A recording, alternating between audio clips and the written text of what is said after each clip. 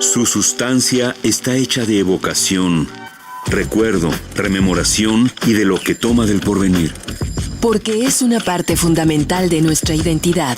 Somos nuestra memoria. El programa de Lina que nos lleva de viva voz con los especialistas.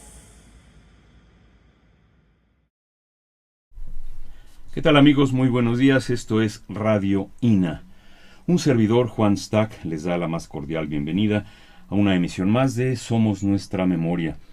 La Secretaría de Educación Pública y Conaculta, a través del Instituto Nacional de Antropología e Historia, los invitan a acompañarnos en la emisión de este programa, en el que nos acompaña el doctor Diego Pulido Esteva. Diego, bienvenido a estos micrófonos, gracias por estar aquí. Muchas gracias por la invitación.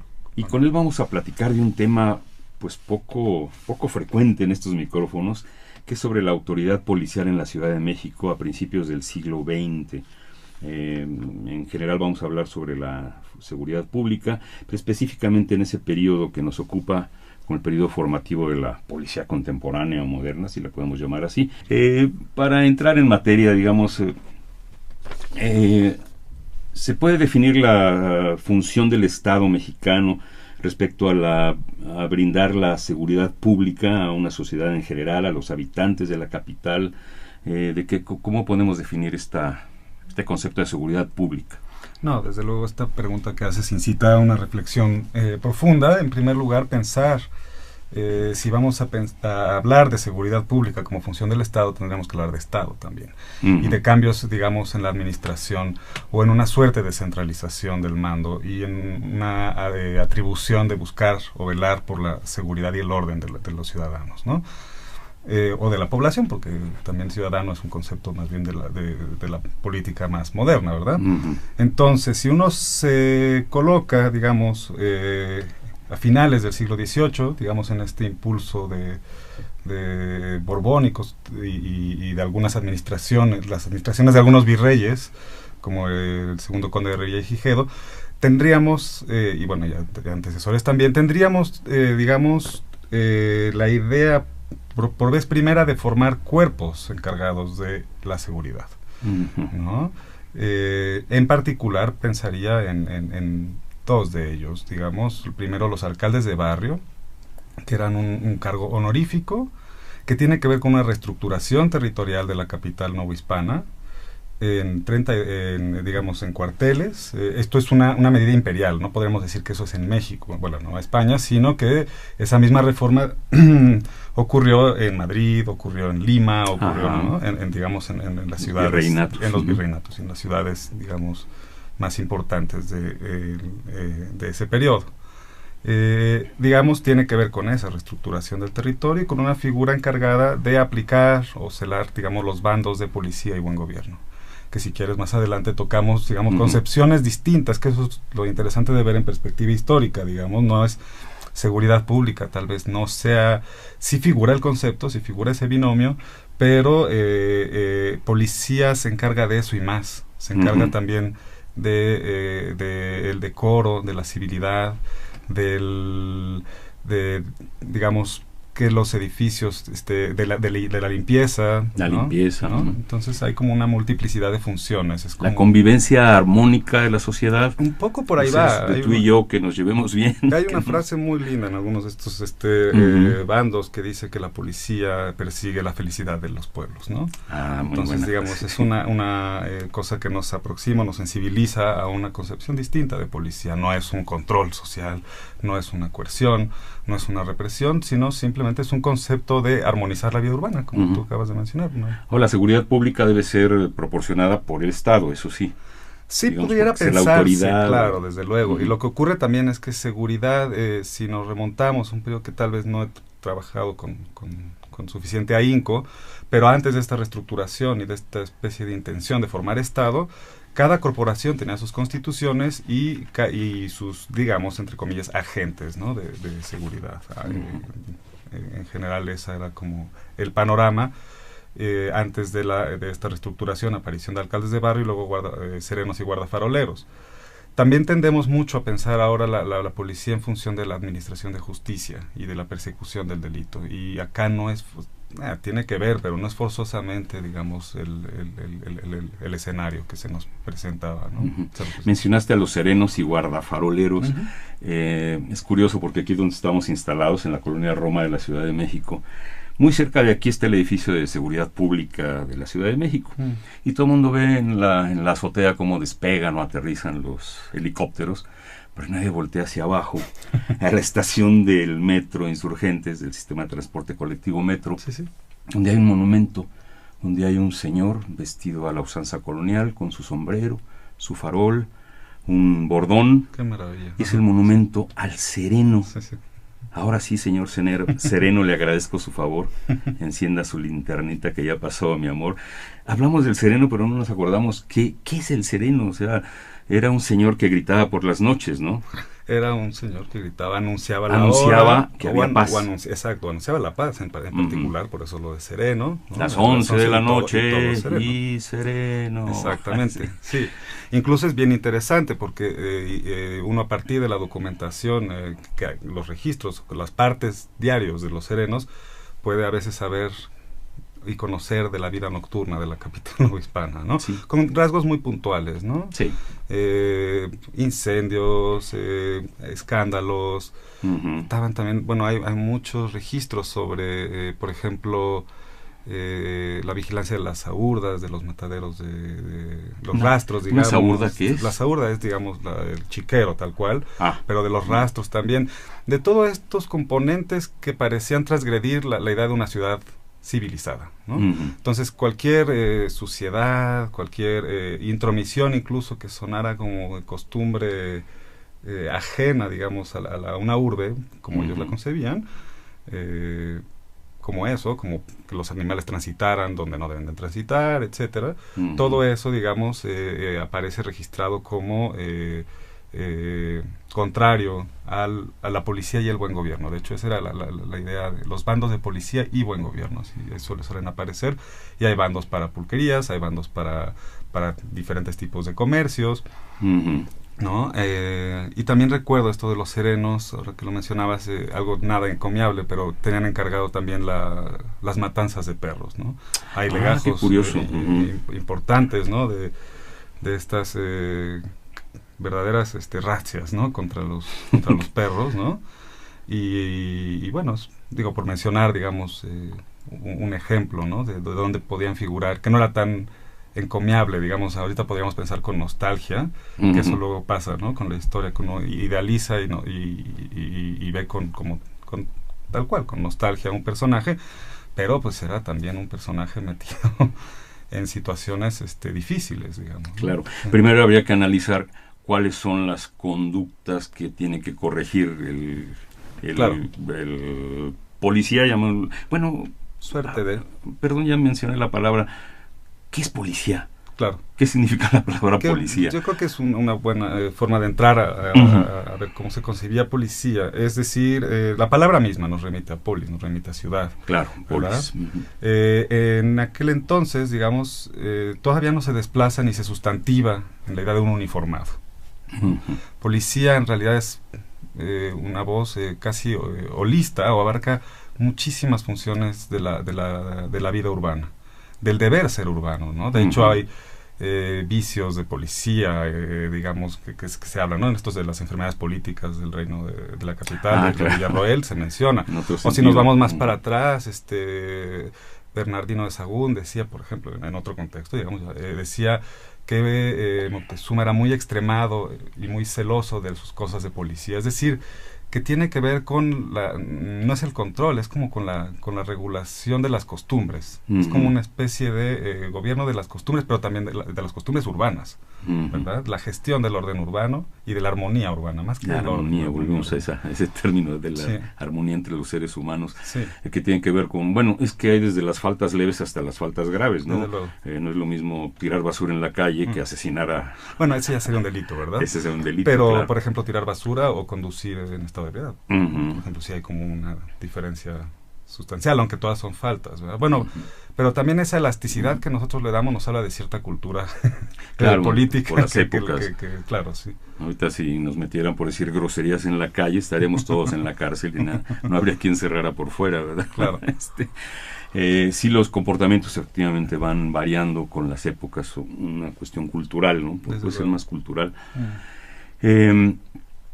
De los policías, los gendarmes, por cierto, gendarme también se les dice, ahora recientemente en la Ciudad de México, bueno, en el país, en la República Mexicana, se recuperó el nombre de gendarme, de gendarmería, que era algo ya poco usual.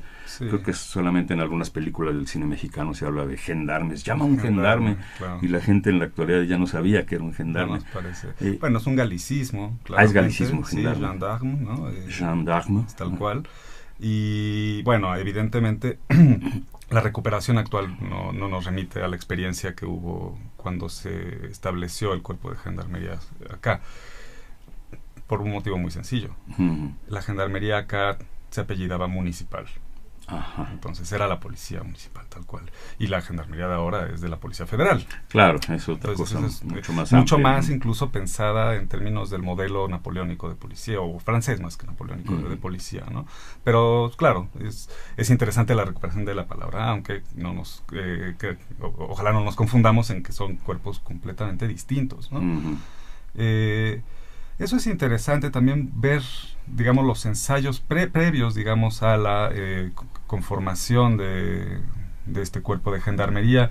Pues hay ensayo y error, o sea, digamos, recién lograda la independencia, por ejemplo, hay guardias diurnos y nocturnos que se establecen, digamos, en 1826, hay como ciertas fricciones, porque hay que imaginar que no es sencillo para una sociedad que no está habituada, pues de repente que le aparezcan ahora estos personajes se van a encargar te van a cuidar, a controlar, a vigilar. Sí, en realidad, y eso no siempre ha sido halagüeño. Sí. Leí aquí que, por ejemplo, en 1821, al morir don Juan O'Donoghue, que fue el último virrey de la Nueva España, se estableció un cuerpo de vigilantes voluntarios para cubrir la falta de policía en la Ciudad de México. Se organizaron 3 turnos de 8 horas, cada voluntario portaba un sable de talí.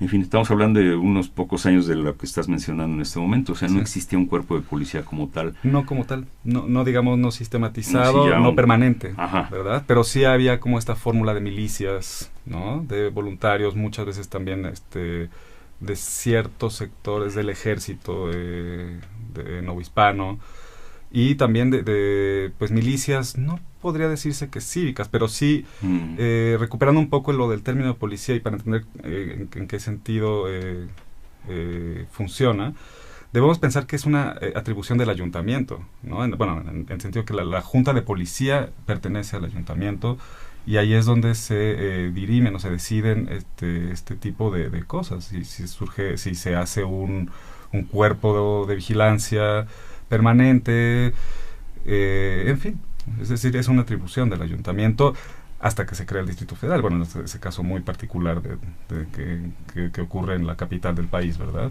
¿En qué año se crea? El 23, perdón. 26. Y bueno, a partir de ahí sí hay como una rivalidad en muchas cosas, entre otras la materia de policía. Un poco va a resolverse esto en una fórmula de que el ayuntamiento pone, pero el gobernador dispone, es decir, el gobernador nombra al inspector de policía. Porque bueno, una cosa son los cuerpos y otra cosa es, digamos, ya la organización incluso burocrática, ¿no? Las comisarías, la propia figura del inspector de policía, que se crea en 1861, al mismo año que se crea el cuerpo de policía rural. Los rurales también. Sí, los rurales que todo mundo los evoca como si fueran porfirianos, que en efecto adquiere más consistencia, pero es una policía fundada por el gobierno de Benito Juárez. Entonces podemos hablar de ya cuerpos de policía establecidos ya en el México independiente. Sí. Y podemos Sí. hablar de, bueno, estás mencionando ya Juárez, Ujú. con Maximiliano, Ujú. en diferentes épocas. Exacto. Se va transformando la policía, va creciendo. ¿Podemos hablar de profesionalización de la policía? Difícilmente de profesionalización, sí de Ajá. crecimiento y también de coexistencias. Por ejemplo, al mismo tiempo que existen estos nuevos guardias diurnos y nocturnos que mencionabas hace unos momentos, prevalecen, digamos, los celadores. Los celadores, que también es un cuerpo muy reducido, y la palabra misma también tiene un sentido bien interesante, que es celadores porque celan el cumplimiento de los bandos de policía y buen interesante. gobierno, ¿no? Coexisten estos personajes, coexisten también los inspectores de manzana, que son como muy similares a los alcaldes de barrio coloniales, Ujú. pero si nos vamos, digamos, a esta especie de cuerpo ya más consistente, en efecto serían guardias diurnos nocturnos, y adquieren, digamos, consistencia, pues yo diría la segunda mitad del 19 y en particular el último tercio, ¿no? Durante Juárez, digamos, establece muchas bases, muchos reglamentos, ¿no? Juárez, digamos, el gobierno de Juárez. En su época. El periodo de Juárez, sí. Y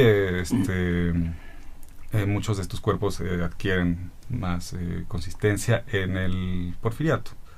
Lo importante también, y mencionabas, bueno, profesionales, en realidad no mucho. Hay de ese periodo, digamos, de las primeras administraciones de Díaz, reglamentos. No es profesionalización lo que uno ve. Los reglamentos de las obligaciones de los gendarmes, por ejemplo, parecen manuales de urbanidad y buenas maneras, en todo caso, que el gendarme tiene que conducirse con mucha diligencia y respeto, no levantar la voz, es decir, una especie de autoridad que sea un ejemplo, una autoridad ejemplar. En realidad, siempre hay que leer a contrapelo los reglamentos, porque, claro, ¿no? Ser un árbitro, digamos. Era una especie de árbitro, pero si nos quedamos nada más con la versión del reglamento, bueno, todo era miel sobre hojuelas, y la verdad es que no tanto. Yo pensaba que la palabra celador era solamente de las cárceles. Sí, desde luego. Pero ahorita lo mencionaste como algo mucho más amplio. Era más amplio. Ajá. Era el personaje que celaba el cumplimiento de los bandos de policía y buen gobierno como tal, y estos bandos, como mencionaba, eran, pues sí, compendios de decretos, reglamentos de la vida urbana, ¿no? Desde el tránsito, la iluminación, la seguridad, incluso el ruido, cuando se tocan las campanas, ¿no? Una serie es tan variado, ¿no? Es como compendios realmente, pues como de chile dulce y pozole. Todo lo de la vida urbana aparece ahí, ¿no? ¿Desde cuándo hay cárceles? Cárceles hay desde el periodo colonial. Lo que ocurre es que las cárceles no se piensan, no existe la pena de cárcel como tal. La cárcel es un lugar donde se detiene al sospechoso, al acusado, mientras se le hacen las diligencias. Pero la cárcel como pena se va estableciendo, digamos, a finales del 18 para ciertas faltas, no recuerdo ahorita con precisión cuáles. Y claro, ya sea en el periodo independiente y con una reforma, digamos, también de la justicia, que también es paulatina. O sea, hay un periodo de transición, ¿no? De transición, de coexistencia, coexistía todo lo viejo, toda vez que no se regularan cosas nuevas para lo mismo, ¿no? Esta especie de, pues le llaman, bueno, los que hacen historia de derecho le llaman a este periodo para el derecho de transición, ¿verdad? Y lo de las cárceles es pues es importante pensar que era el proyecto o la utopía, digamos, también de la generación liberal, pensar que la cárcel regenera, que la cárcel enmienda al delincuente, repara el daño, pero también previo a eso hay una especie de sensibilización al castigo, ¿no? El suplicio queda abolido, las bartolinas quedan abolidas, el cepo, estos castigos más corporales más infamantes de alguna manera, e incluso su visibilidad, ¿no? O sea, si uno piensa, tal vez la pena de muerte no se abolió, pero ya no se ejecuta en una plaza, se ejecuta dentro de las cárceles. ¿Qué es la bartolina y qué es el cepo? El cepo es este castigo donde le sujetan los brazos a una persona, el cuello, en la cabeza en medio. Exactamente, es como estructura de madera, ¿no? Donde permanece allí con algún distintivo de lo que hizo. Exhibido digamos, públicamente. Sí, públicamente. Bartolina es un calabozo donde la gente está encadenada, ¿no? Recordemos que la cárcel, pues también es una palabra que habría que precisar un poco más, pero se inscribe, digamos, en esta idea del sistema. Cuando ya pensamos en un sistema penitenciario, La cárcel no es para encadenar, no, la cárcel es para que la gente ahí supuestamente trabaje. Hay modelos, por ejemplo, hay unos de confinamiento solitario o silencioso, que son los modelos Auburn y Filadelfia, ¿no? Respectivamente.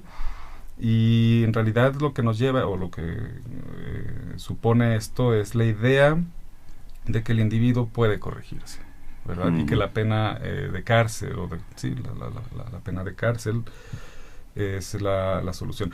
Ha habido historiadores, bueno, digamos, en estas interpretaciones pioneras que suponían que la cárcel era como una especie de fábrica de proletarios también, ¿no? De introyectar la disciplina del trabajo, ¿no? La verdad es que las experiencias son más contingentes, ¿no? Los proyectos de control nunca se materializan ni se concretan porque no se aplican en blando, tienen limitaciones presupuestales, digamos, incluso en términos de edificaciones, ¿no? Las cárceles muchas veces habían sido edificios antiguos, acondicionados. Claro, acondicionados. Sí. Como aquella fortaleza que hay en Jalapa, ¿no? ¿Cómo se llama? San Carlos Perote. Sí, en Perote, perdón, claro. En Perote, no en Jalapa. Sí. Fue cuartel militar, prisión. Desde luego, hasta campo de concentración. Una estructura... estación migratoria fue en la Segunda Guerra Mundial, sí. Se acondicionó para todo. ¿Los policías eran policías de tiempo completo en el siglo XIX o podían tener mitad vida civil y mitad vida policial? Bueno, había turnos, ¿no? 2 turnos y supuestamente estaban como asalariados ya, ¿no? Ya tenían un salario. Percibían un salario, ya no era honorífico, digamos, como el de barrio. El sereno también tenía un salario, el celador también tenía un salario, pero de hecho se quejan bastante. En los archivos hay muchísimas quejas de lo exiguo de estos salarios. Y en términos ya de la policía, sí, o sea, eso es un poco, y eso nos lleva a formularnos, digamos, una pregunta, bueno, al menos a mí me lleva, de ¿quiénes son? ¿Quién quiere ser un policía en esa sociedad? Lo que permite ver una muestra aleatoria, digamos, de casos, ya sean hojas de filiación o casos judiciales donde estaban los policías, y al tomarse las generales, uno puede tener datos de origen, edad, ocupación o profesión, ¿no? Y lo que vemos ahí muy en términos generales es que eran migrantes de primera generación de algunos estados, sobre todo del Bajío, ¿no? Que bueno, eso obedece también a los patrones mismos de la migración a la capital. Por empleo en general. Sí. Digamos, y en particular durante el Porfiriato, ¿no? Y durante el último tercio del 19. Predomina un perfil que a mí me parece adecuado etiquetarlo como el gendarme artesano, ¿no? Zapateros, carpinteros, alfareros, gente que tiene un oficio, pero pues que se ve que por azares y también pues porque peor es nada. Necesidad. Claro. Exacto. Por necesidad ingresan a la policía, donde en realidad lo que hacían era firmar un contrato o enganche por 2 años. Se les descontaban supongamos que si ganaban $1 diario, se les descontaban 25 centavos diarios para la caja de ahorros y préstamos de la policía, que era una especie de organización, de caja de ahorros, tal cual, para los gastos de entierro, préstamos, ¿no? Jubilaciones, ¿no? Hay muchísimas quejas en torno a esa de la caja, pero volviendo un poco a este perfil policial, pues básicamente es eso. Bueno, es masculino por antonomasia, ¿no? También, importante decirlo, sí. Y si uno ve esa gran fotografía, pues más o menos así estaban, ¿no? Llegaban, digamos, a un cuartel, a uno de la Ciudad de México estaba dividida en 8 comisarías hasta 1919, me parece, o 23, sí, como ya después de la Revolución se crean otras demarcaciones policiales, pero antes eran estas 8, y ahí estos personajes llegaban, lo usual era que llegaran al cuartel, y tan pronto tenían la solvencia para rentar un cuartito, pues se salían y ya no estaban como en el cuartel, pero sí seguían trabajando como policías, ¿no? Nada más que no es un modelo, digamos, es un modelo que está entre la policía de proximidad, digamos, que sería como el alcalde de barrio, que finalmente es un vecino, y la policía, digamos, ya institucionalizada. Todavía coqueteando entre los dos lados, ¿no? Porque sí, digamos, sí está inscrito, bueno, está obviamente en el institucional, en forma, pero hay como mucha integración y también rispidez con el tejido social al barrio, por ejemplo, ¿no? No sé, y eso se ve ya a ras de suelo en las prácticas, en dinámicas de extorsión-beneficio, que si es cuate de este comerciante y entonces le hacen la vida imposible al competidor, claro, ¿no? Que le levantan más multas. Y multas ficticias. Multas ficticias. Pero reales. Dicen, exactamente. Multas ficticias, dice alguno de los documentos, claro, que por ahí se mencionan. Hay un detalle que me llama la atención, es basado en aquel dicho que dice que el hábito no hace al monje. Yo creo que en el caso de la policía el hábito sí hace al monje. Uno ve un ser humano, tú y yo estamos aquí, nos vemos normales, por decirlo así. Sí. Pero si yo me he visto de policía, ya tengo una presencia, una autoridad, como que estoy en otro estrato. ¿Se sabe algo de los uniformes? ¿Desde cuándo se hizo un uniforme? Sí. Básicamente desde los primeros ensayos pretenden, digamos, usar uniforme. Los únicos que no van a usar uniformes son la policía reservada, que viste de paisano, como se dice. De paisano, sí.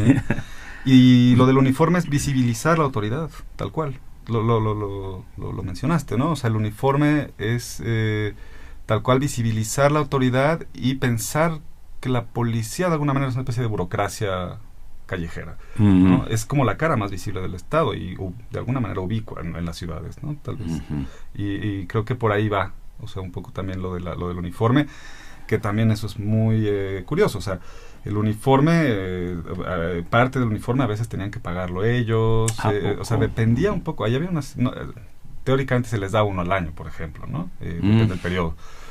Pero pues luego, claro, están reclamando que si, pues, ¿cómo van a darse a respetar, ¿no? Si está todo raído, ¿no? Claro. Si no funciona, digamos, esta parte de hacer visible la autoridad y respetable, pues evidentemente se refleja también en los documentos cuando reclaman, ¿no? La respetabilidad. Sí, claro. Que además, bueno, eso también es una cuestión bien interesante, ¿no? O sea, están estos dos umbrales entre el respeto y el desacato, ¿no? Pero, pues, en realidad lo importante aquí no es pensar solamente en el policía, sino en la interacción policía-sociedad. Claro. Bien, amigos, les recordamos que estamos aquí en Radio INA, estamos en Somos Nuestra Memoria, en una conversación con el doctor Diego Pulido Esteva, hablando sobre el tema de la autoridad policial en la Ciudad de México a principios del siglo XX, antecedentes. Estamos transmitiendo desde la Colonia Roma de la Ciudad de México para todo el planeta a través de www.radio.ina.gov.mx. Y seguimos esta conversación sobre la seguridad pública con el doctor Diego Pulido, que resulta bastante insólita porque son temas de los que nunca hablamos. La relación sociedad-policía, eso es algo que creo que nos interesa mucho desde entonces y hasta la fecha. ¿Cómo era visto el policía entonces como una persona? Ahorita antes de hacer este corte hablábamos de la respetabilidad. ¿Al policía se le teme, se le respeta, se confía en él? ¿Cuál sería la idea del, valga la redundancia, el policía ideal? Es interesante. O sea, yo creo que ahí la única estrategia para sustentarlo históricamente, porque hay que también imaginarse en qué fuentes vamos a ver esa relación policía-sociedad y cómo medir las percepciones sociales, ¿no? No hay si nos registros. vamos primero como hay que tener imaginación, digamos, para leer los registros. Leer, claro. Pero, o ver también, porque, digamos, buena parte de eso es a partir de la caricatura y de la prensa satírica, etcétera, ¿no? Que ahorita llegamos un poco a eso. Sí. Pero por un lado hay que pensar en ese policía de papel, ¿no? Que definen los reglamentos, el cual se conducía con urbanidad y con las maneras más finas, ¿no? Pero ese es el policía de papel. Luego está, digamos, una especie de perfil como tal en la práctica que lo vemos en los documentos, sobre todo judiciales, ¿no? De un policía que es un artesano que llegó a policía a falta de otro trabajo, y algunos van a hacer carrera y trayectoria policial, pero muy pocos. Y luego está la otra parte, que es la relación como tal de la sociedad, ¿no? Que está un poco entre eso, entre experimentar protección, obedezco porque me protegen, o desacato porque transgreden los límites, ¿no? También hay como un deseo de autonomía, ¿no? Yo creo que es normal que la gente quiera de pronto tomar cierta distancia de la autoridad. Y lo interesante aquí es ver que la representación del policía suele ser bastante mal. Pero también vulnerada, digamos, a partir de la sátira. Recuerdo caricaturas donde aparece, digamos, un policía todo enclenque, con la macana en el suelo, empujando a alguien ya corpulento, un gordito, digamos, de una cantina y forcejeando, ¿no? Eso sería uno que, digamos, con claridad estamos viendo en esa caricatura que están subrayando la vulnerabilidad del policía. Pues, no es como esta policía temible, es como esta policía más bien irrisoria, ¿no? Que mueve un poco, incluso hasta un poco a la lástima, ¿no? ¿Esto es en periódicos? En prensa de la época, digamos, sobre todo de principios. Eso lo he visto en caricatura de no sé, en El Hijo del Aguizote, incluso en Multicolor. En Multicolor hay varias viñetas de policías. Recuerdo una también que satiriza muy bien, digamos, la labor de la policía. Aparecen dos uniformados, gendarmes, en una pulquería, ¿no? Ya con los rostros demasiado relajados, digamos, ¿no? Dice, digamos, en la viñeta se lee que algo así como: fueron muchas las medidas que tomaron en la noche los policías. Las medidas. Pero las medidas, claro. De pulque, porque los claro, tornillos. exactamente. Sí. ¿No? Entonces por ahí hay indicios, ¿verdad? De la sátira, pero también están en la prensa algunos comentarios más, obviamente, de las élites sobre su forma de pensar a la policía. Muchas son, digamos, estampas bastante violentas discursivamente, ¿no? Como demasiado desdeñosas, ¿no? Un lenguaje fuerte, digamos, ¿no? El de la época, ¿no? El que establecía la frontera entre la gente decente y la que no es decente, ¿no? O sea, ahí también aparecen menciones a como que en el fondo el subtexto, digamos, de estas estampas negativas de la policía que elabora la élite, está el deseo y el anhelo de tener como una policía que ellos consideran ordenada, civilizada, limpia, en pocas palabras, en su concepto de decente, ¿no? Para ilustrar un poco la época en la que estamos hablando, ¿se puede hablar de algún crimen famoso, algún hecho policial famoso que puedas traer para nuestra audiencia? Bueno, hay varios casos, digamos, quienes hacen historia de la criminalidad y que involucra a policías. Bueno, es un escándalo bastante fuerte, del cual incluso se hizo una película relativamente reciente, la del atentado, que era, y esto lo ha estudiado también Jacinto Barrera, con mucho ahínco. Jacinto Barrera Basols, un libro excelentísimo que se llama El caso Villavicencio. Allí, justo a partir de uno de estos pájaros de cuenta, ¿no? De estos personajes que van haciendo trayectoria policial, ¿no? El primero en la reservada, se filtra y adquiere ya después como cierto rango en la comisaría, pero el caso aquí es que todo se desprende de un atentado frustrado de alguna manera a Porfirio Díaz, ¿no? En 1897, en el desfile del 15 de septiembre, le tumban, ¿no? el sombrero y ahí se arma la grande porque nunca se supo con cabalidad, bueno, con toda la claridad, pero los policías parecían haber montado todo aquello, haber usado al borrachito que fue como el ejecutor del atentado, luego simulan su linchamiento, es decir, se vuelve aquello un verdadero vodevil, el juicio incluso, el inspector se suicida en la cárcel, ¿no? Entonces eso es un caso también de estos que seminales, digamos, en términos de las manchas, digamos, de corrupción, sospecha, nunca hay como claridad en el asunto, ¿no? Ese es uno, pero vaya, los casos criminales también está como Pancho Chávez, este policía que dio con el chalequero, por ejemplo, ¿no? Este chalequero era un especie de asesino serial, un matador de mujeres, como se decía en esa época, ¿no? Y claro, ahí el discurso sobre la policía no es muy triunfalista en realidad, ¿no? Incluso cuando van con el criminal, por más que se trate o procure de convencer de su destreza, no va por allá, ¿no? O sea, creo que es interesante en todo caso ver ya con lupa estos casos, ver las reacciones de la élite y ver también el discurso de algunos criminólogos que sostienen la necesidad de hacer una policía científica. Discurso que se va, digamos, a sostener para el siglo XX, sobre todo en la posrevolución, esa vieja camada de criminólogos, algunos de ellos, nada más, en realidad un par de ellos, se reincorporan en la formación de las policías ya en la década del 20 del siglo XX, ¿no? Pero antes de eso, los casos sirven más como entretenimiento en la prensa. Es un poco ligero lo que estoy diciendo, igual no es tan frívolo, ¿no? Quienes hacen historia de la criminalidad como tal, nos muestran que a partir de estos casos límites se pueden entender los valores, los miedos, ¿no? Diferentes representaciones y percepciones sociales en torno a la seguridad, en torno a la vida incluso.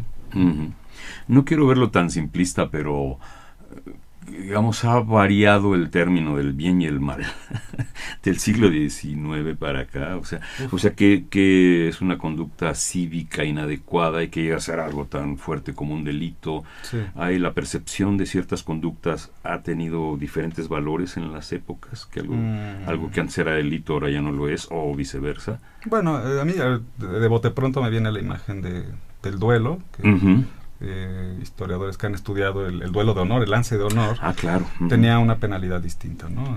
Por ahí hay varios trabajos para en general para América Latina, para México. Elisa Speckman ha trabajado este asunto del duelo, el duelo de honor, que digamos tenía atenuantes de una persona que liquidaba a otra en un contexto de duelo, tenía una penalidad distinta. Pero no hubo muchos duelos. Hubo, pero no muchos. Yo les vemos en las películas, pero no sé qué tan reales, qué tan verdaderos. Sí los hubo, ¿no? Bueno, está uno tristemente célebre en el que Irineo Paz le quitó la vida a Santiago Sierra, el hermano Justo Sierra, ¿no?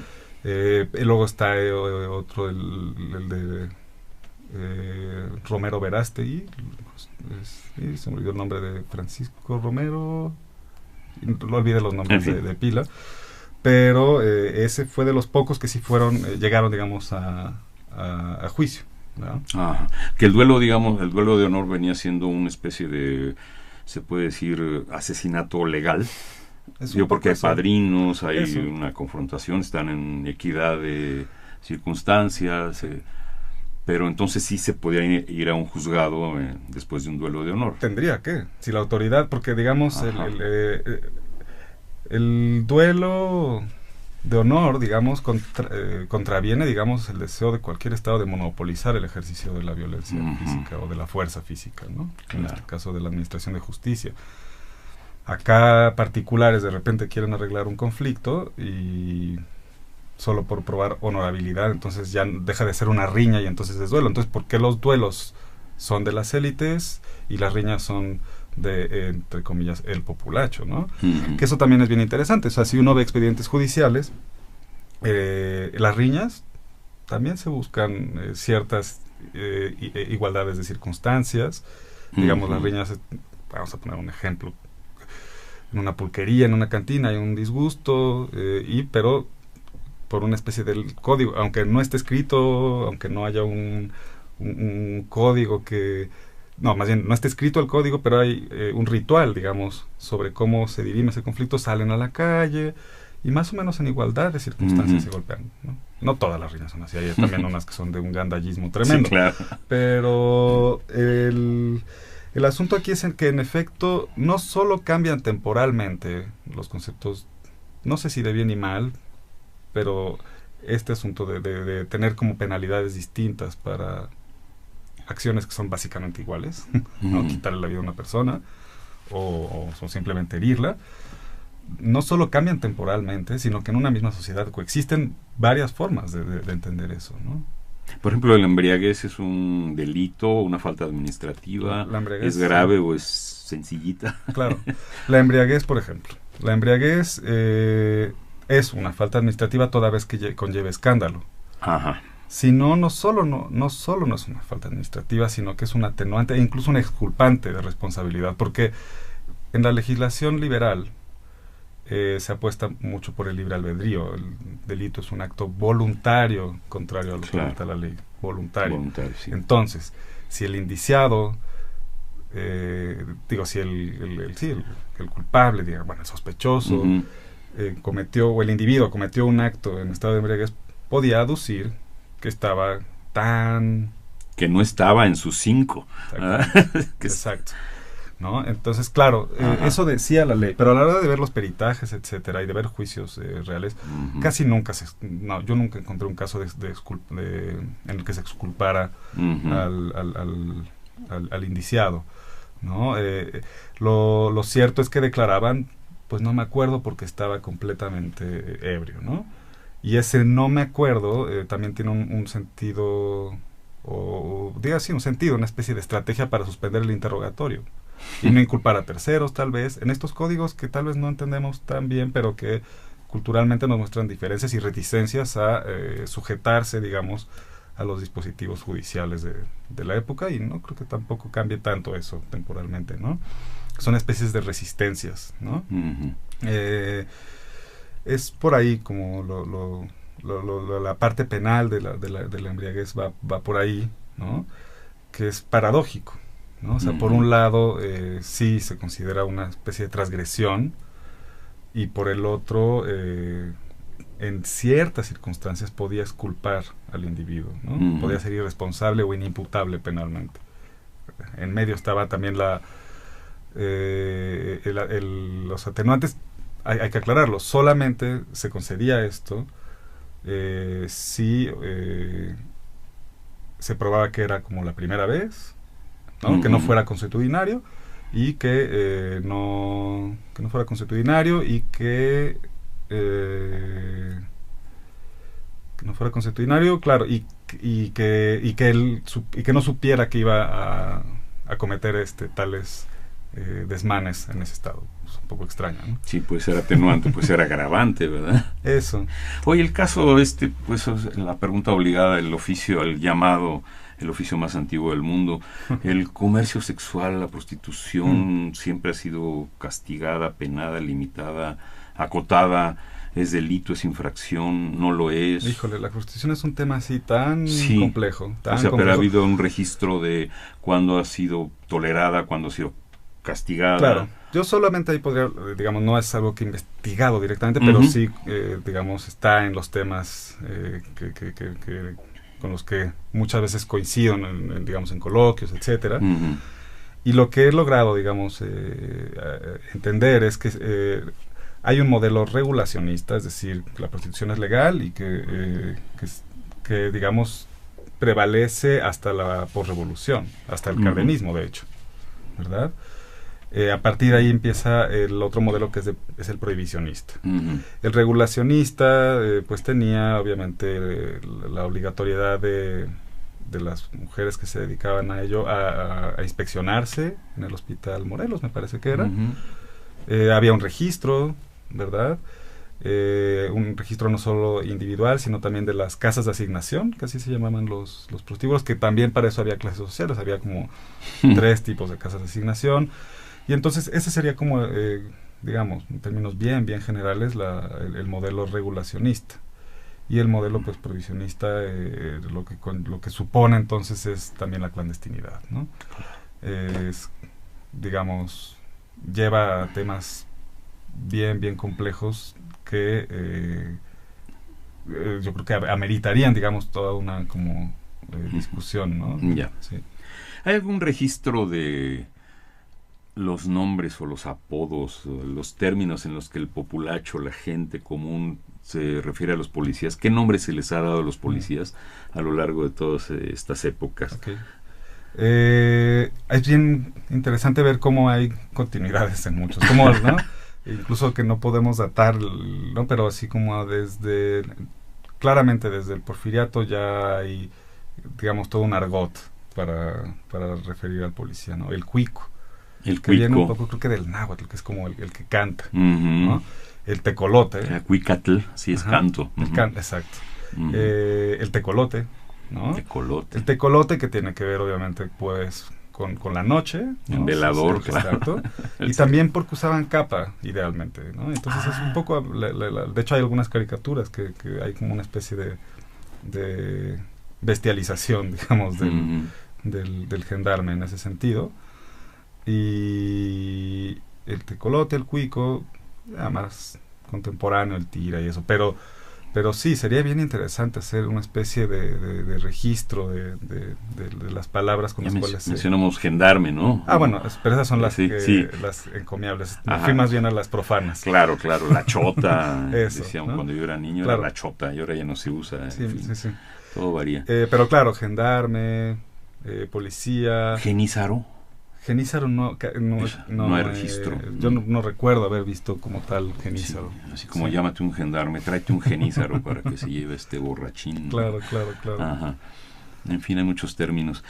Y una cosa que también siempre en la época moderna pensamos en policía y las patrullas. Sí. ¿Cómo se ha movilizado la policía Es una a buena lo largo de la pregunta. historia?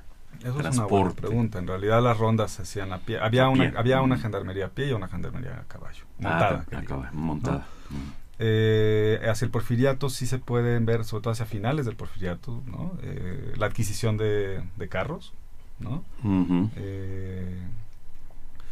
Y pues eso es un poco la tendencia, ¿no? Ya hacia el siglo XX, que sería como muy, muy interesante ver esta infraestructura misma que tiene la policía, ¿no? Infraestructura, digamos, en términos de tránsito. Pero lo elemental eran las rondas, ¿no? Las rondas a pie, ¿no? Las rondas, si acaso, a caballo. Ujú. Pero Bueno, no había vehículos así como, por ejemplo, en la época de Juárez, o para hacer racias, para no, cosas de detenciones multitudinarias, ese tipo de transporte. No, yo no de como eso ya, si acaso es como hacia finales de los 20. Ahora, mencionaste racias, que sí que las hay, ¿no? Sobre todo en la década del 20, digamos, sí, se habla de racias contra rateros, ¿no? El ratero como ese ser... un estereotipo. Sí, como un estereotipo, ¿no? Como, digamos, es una etiqueta para ese transgresor menudo pero masivo, ¿no? que se habla de plagas de ratero, ¿no? Por ahí hay muchos trabajos, entre otros de Pablo Picato, ¿no? Que menciona como la invención del ratero como esta etiqueta para incluso fundar una dinámica policial fincada en la sospecha, ¿no? A ese lo aprenden y se lo llevan a las Islas Marías porque es ratero conocido, ¿no? Ratero conocido, ¿no? Entonces, pero no hay, obviamente, eso está ya como estamos en una dinámica contraria completamente incluso a lo que podrían dictar las leyes, ¿no? Sobre todo procesales, ¿no? O sea, acá de pronto lo de las Islas Marías llega a haber un momento en que la población sentenciada es mínima, predominan los que le llaman reos de gobierno, que van ahí un poco a discreción de la autoridad política, ¿no? Ya pensando también cuando se habla de rateros y en la década del 20 también, no quiere decir que antes no hubiera, pero los sistemas de cuotas se hacen más sofisticados también, ¿no? Toda esta sistematización de un orden contrario a lo previsto por los reglamentos, ¿no? Una pregunta que me surge es la dificultad qué papel jugaba la policía o cómo funcionaba la policía ante los cambios constantes de gobierno, sobre todo en las épocas conflictivas. En ejemplo, la policía de Madero, policía, el Porfiriato primero, la de Madero, la de Huerta, viene el ejército constitucionalista, los villistas, el Libertador del Sur. ¿Cómo la policía, qué papel juega ahí? ¿Es la misma policía o va cambiando, va evolucionando, se va adaptando a las circunstancias? ¿O es vista como policía mala y otra como policía buena? No sé, me entró Yo creo que eso precisamente es una de las claves para seguir trabajando la historia de la policía ahorita. La clave política de la policía, porque no es ni un monolito ni una cápsula la policía, y además, tiene funciones bastante relevantes como para delegarlas a cualquier giro político, ¿verdad? Entonces, en efecto, con Madero hubo un experimento ahí como de las milicias, ¿no? Pero en esencia, Y creo que eso también está por hacerse. A mí estoy bastante interesado en introducir muy abiertamente la variable política en mis recientes estudios, porque he notado justo que no solo los cambios de gobierno suponen, digamos, un cambio en la administración de los cuerpos policiales, al menos de las capas intermedias y altas de la policía. La base básicamente se mantiene, pero la base también se expresa, ¿no? Hay casos también bien interesantes de fisuras dentro del cuerpo policial, ¿no? O sea, un policía denuncia a otro porque está criticando a Carranza. ¿Qué otra cosa hay? Bueno, los relevos en los mandos policiales, la defenestración de algunas figuras intermedias en la policía, ¿no? En la década del 20 también es bien claro. En el cambio, por ejemplo, de Obregón a Calles. Ya incluso pensando en un momento un poquito más estable, bueno, bastante más estable que ese la que al menos revolución, ¿no? Pero incluso allí es bien clara la baraja, como la carta política es importantísima en la policía, ¿no? Hay una defenestración ahí de Quintana y Meneses, que de hecho ya se habla como de la sociedad Quintana, Meneses Quintana, porque tenían acciones del toreo, tenían sistematizados a la banda de los pañuelitos, algo así se llamaba, que eran como unos rateros menos que les pagaban cuotas, y supuestamente tenían ya sistematizado un sistema ahí de cuotas, ¿no? Que desde el gendarme de crucero hasta el secretario Orteguita o algo así se llamaba, llegaba ahí una especie de negocio alterno y a la sombra, digamos, de la policía, ¿no? Entonces, y volviendo también a los pronunciamientos, digamos, de los policías en contra del gobierno con el cual nos simpatizan, también recuerdo uno que era en pleno huertismo, lo habían separado de su cargo porque otro agente lo había escuchado hablando con un carnicero y señalaba que Huerta finalmente como usurpador había digamos ensuciado, digamos, no dice la dignidad, pero sí como que ya la pertenencia al cuerpo policíaco ya no le parecía tan encomiable.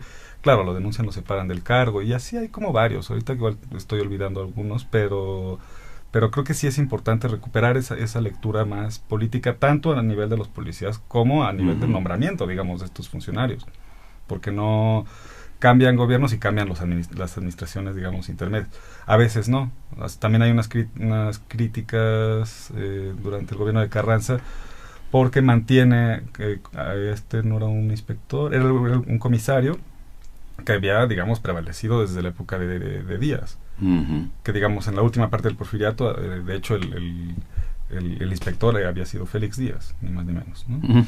Entonces, digamos que no es un asunto para nada neutral en esa lectura más política. Sí, pienso en la escena trágica, la prisión de Santiago Tlatelolco, está Lecumberri, la policía ahí, me hago un ladito mejor, me permanezco neutral o tiene que estar del lado de quien recibe órdenes. Bueno, la policía siempre sí recibe órdenes, muy no de los golpistas, pero en realidad la policía es muy débil en términos militares, es muy débil. Claro. O sea, aquí no tenemos que pensar en una policía, o en todo caso habría que hacer una relectura y ver con lupa en qué momentos, ¿no? O sea, igual en la escena trágica, ver cómo funcionó con mucha más detalle, ¿no?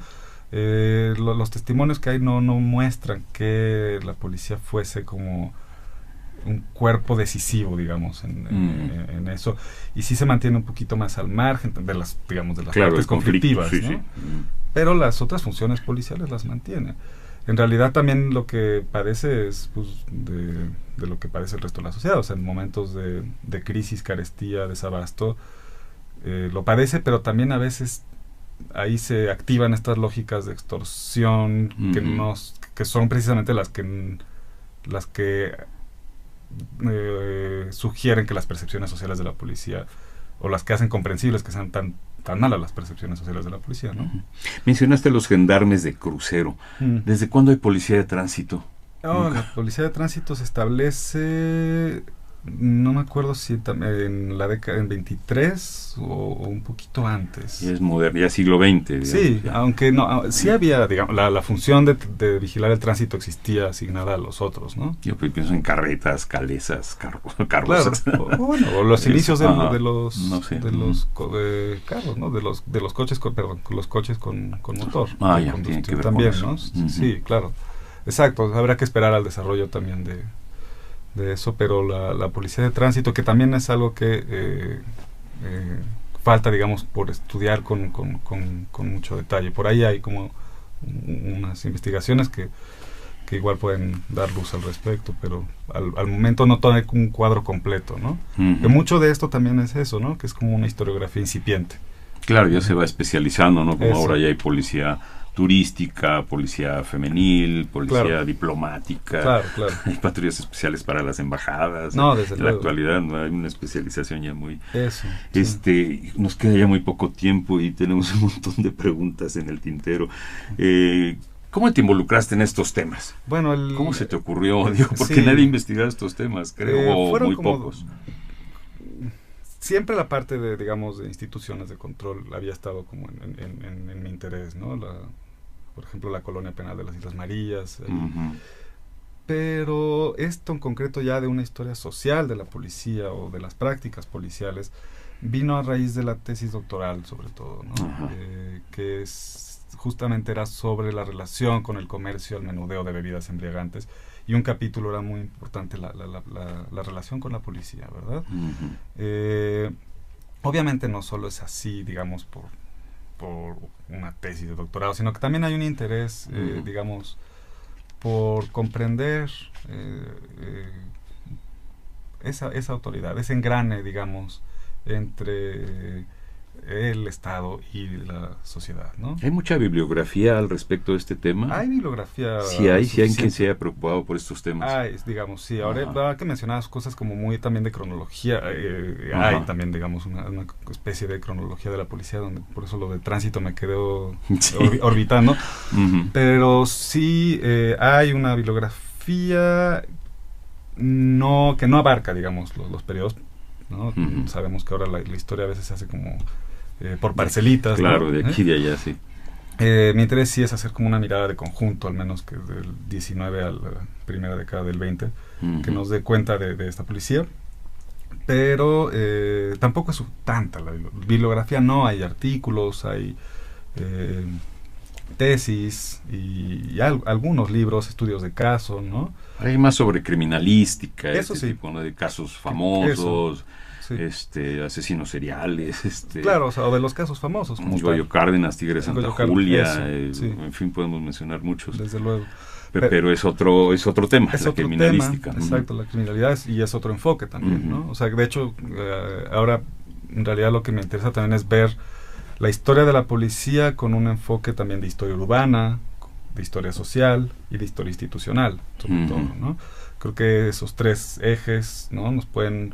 Porque también es conocer, en lugar de la justicia, como pasa con los casos, con la historia de la criminalidad, conoces el funcionamiento un poco de una ciudad, ¿no? Uh-huh. Ese es un poco también el asomo, es una cuña bien interesante para ver la ciudad, y ya no desde la perspectiva de censos ni de cartografías, que también hay que hacerlas, ¿no? Uh-huh. Pero es como más a nivel de la calle, ¿no? Situarse en una ciudad en el tiempo, en las relaciones más cotidianas con la autoridad, ¿no? Creo que y fue la documentación misma como que va dando algunos destellos de estas de estas posibilidades, ¿no? De historiar, Uh-huh. historiar la noche, por ejemplo, ¿no? Sí. Uh-huh. Podríamos, así como para concluir, definir cuándo se estructuran de manera más sólida los cuerpos de seguridad pública en la Ciudad de México. Así ya, Hay momentos, yo creo que habría Uh-huh. que pensar ese primer momento, digamos, segunda mitad del siglo XVIII, el último tercio del XIX como decisivo, digamos, ¿no? El más duradero, el cuerpo más duradero, que fue la Gendarmería Municipal, pues se elimina junto con el Ayuntamiento en 1928 y queda una policía preventiva, Básicamente son los tres momentos a nivel institucional. Mencionaste la reservada, ¿es como la investigación de ahora? La reservada sería como las comisiones de seguridad. ¿La secreta? Sí, como una policía secreta. Secreta. Pero en realidad no, secreta suena como si hiciera espionaje político, y aquí era más bien como iba de civil, y entonces se esperaba 5 minutos después de que cerrara la pulquería y pasaba a comprar un pulque, y ahí levantaba la infracción. Los cachaba. Sí, los cachaba. Tendía una trampa, tal cual. Todos los tipos de policía que ha habido. Sí, ¿no? pero esas, digamos, eran las los cuerpos policiales, digamos, relacionados con la gendarmería, eran a pie, montada, la policía reservada y los bomberos. Los bomberos, no los mencionamos. Sí, los bomberos, que en realidad también los bomberos... La seguridad también, la seguridad pública. No, desde luego, Vaya que sí. Con seguridad pública, pero sí van por otro derrotero, creo, ¿no? Incluso en percepciones sociales, y van bastante más, están bastante desvinculados en términos de percepción social de la policía, ¿no? Muy bien, pues con esto concluimos. Muchas gracias, doctor Diego Pulido Esteva, por esta conversación bastante sui generis, o sea, de su propio género, como el nombre en latín lo dice. Gracias por esta conversación sobre la seguridad pública.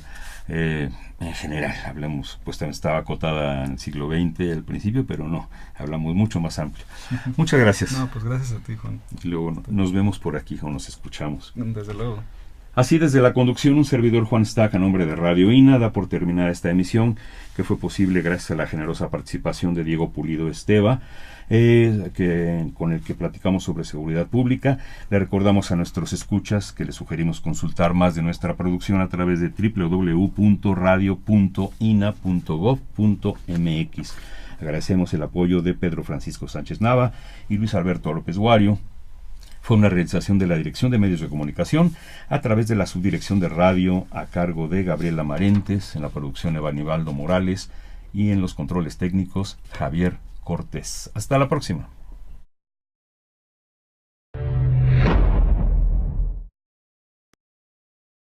Las opiniones y comentarios aquí expresados son de entera responsabilidad de quienes proporcionan la información y no representan necesariamente las opiniones de Radio INA ni comprometen el pensamiento editorial del Instituto Nacional de Antropología e Historia.